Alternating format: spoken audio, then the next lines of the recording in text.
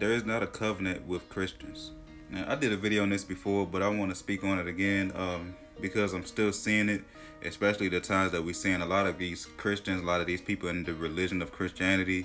They think that the covenant is with them. They think that Yahushua is coming for the religion of Christianity. But that's far from the truth, y'all. That's far from the truth. This is why the scriptures tell us that people will go off creating their own righteousness. What that mean? It mean that people will go off and to go off of how they feel like the Bible is supposed to go.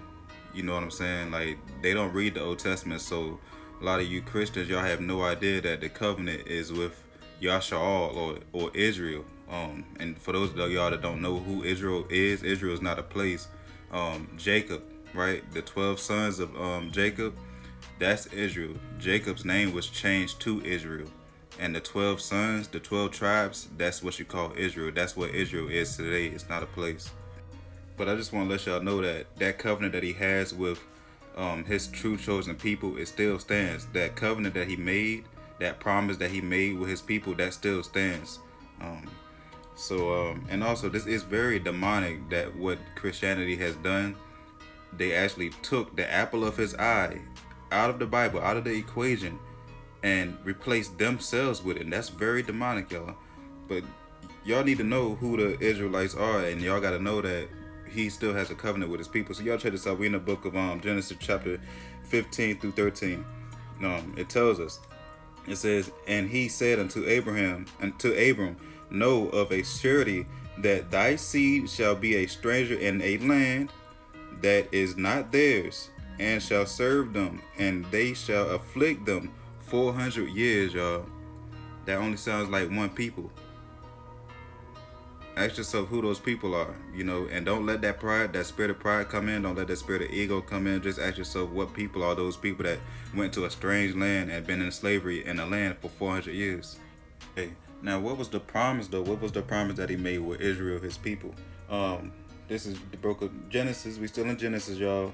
Chapter 28, 13 through 15. It says, and behold, Yahuwah stood above it and said, I am Yahuwah, the God of Abraham thy father, and the God of Isaac.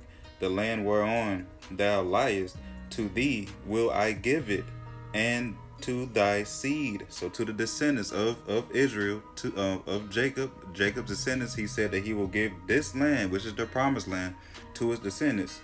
Then it says, and thy seed shall be as the dust of the earth, which means a lot. We're going to multiply in these last days. And thou shalt spread abroad to the west, and to the east, and to the north, and to the south.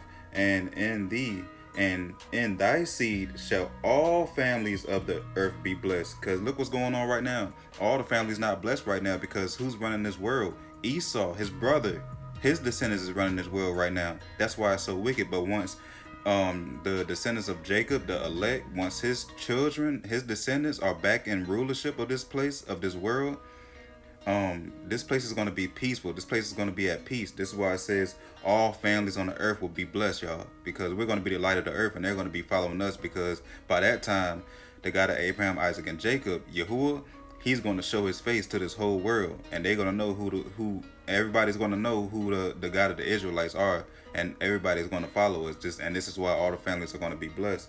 Then it says, and behold, I am with thee, and will keep thee in all places whither thou goest, and will bring thee again into this land, into the promised land. He says again, we're not in the promised land yet, y'all.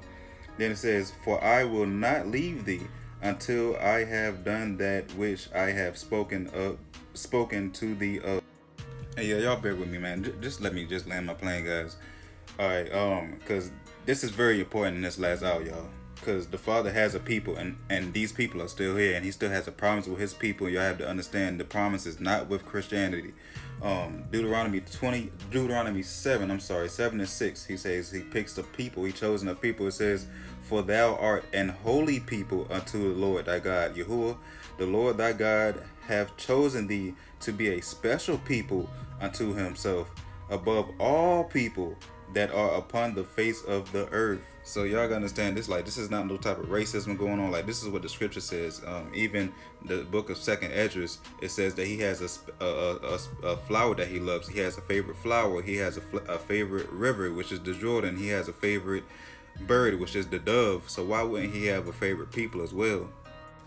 And I'm not one of those type of people that say, oh, only the Israelites get salvation. Absolutely not. There's plenty of times in the scripture that say strangers and the other nations can get salvation as well, and they can be in the kingdom with us as well.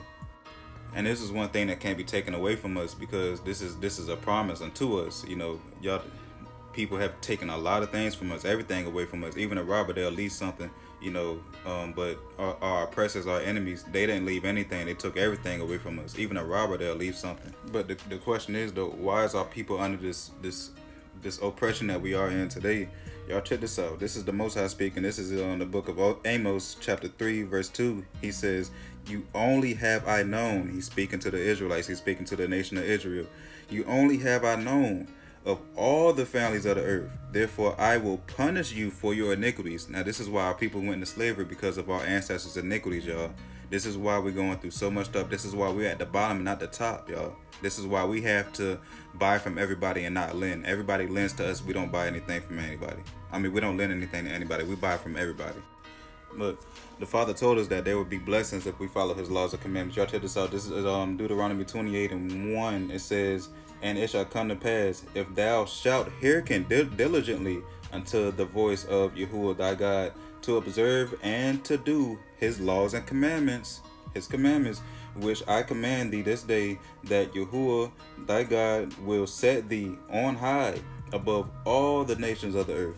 So this is what we're seeing right now, though. We're coming back to the laws and commandments. We're coming back to His covenant. So these blessings, they're about to start coming back into play. His promises that He had for us, they're about to come into play. These curses, they are turning away from the elect, because we are turning away from our wicked ways, and we're coming back to the laws and commandments. So this promise that He has with us, that I read to y'all earlier, these things still stand, and it's about to come to pass. But y'all check this out. And since we talking to Christians here, since y'all stay in the New Testament, what y'all think about this right here? Because this should open your eyes to who the covenant is really for. This is Paul speaking, y'all. This is the book of Romans, chapter 11, 1 and 2. It says, "I say then," this is Paul speaking, y'all, "hath Yahuwah cast away His people?" He asking a question. Then he says, "Yahuwah forbid," God forbid. He says He forbids.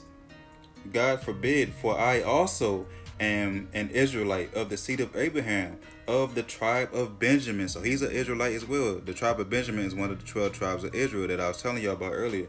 Then it says, "God have not cast away His people, which He foreknew. Woe ye not what the scripture saith of Elias, how he maketh intercession to Yahuwah against Israel." Come on, man. Can't make this up, y'all. All right, now I'm about to land my plane, y'all. We about to be over with this, y'all. Y'all check this out, man, because this is some real important stuff. Y'all check this out. We still in the book of Romans, chapter 11, 25 through 27. It says, "For I would not, brethren, that ye should be ignorant of this mystery, lest ye should be wise in your own conceits." We can't be wise in our own conceits, y'all, leaning unto our own understanding. We got to go by these scriptures and read it rightfully. We got to read it rightfully. Then it says that blindness in part is happened to Israel, to the Israelites, to the 12 tribes of Israel, until the fullness of the Gentiles be come in. And so all Israel shall be saved. All Israel shall be saved, it says. As it is written, y'all, "There shall come out of Zion the deliverer," which is Yahushua or Jesus Christ, "and shall turn away ungodliness from Jacob," from Israel. And then it says, "For this is my covenant unto them, when I shall take away their sins." He says this is my covenant. This is His covenant. This is Yahuwah's covenant for His people, y'all. This is the New Testament, by the way. It speaks on this as well. So Christians, I just pray that y'all take heed to this message. Just know that I'm not condemning y'all. I'm not attacking y'all or nothing like that. I'm just trying to give y'all wisdom, knowledge, and understanding. And I'm showing y'all how to rightfully read and break down these scriptures, y'all, because we got to come out of Christianity. This is not a religious book. This is a history book, y'all. Love y'all. Talk to y'all later.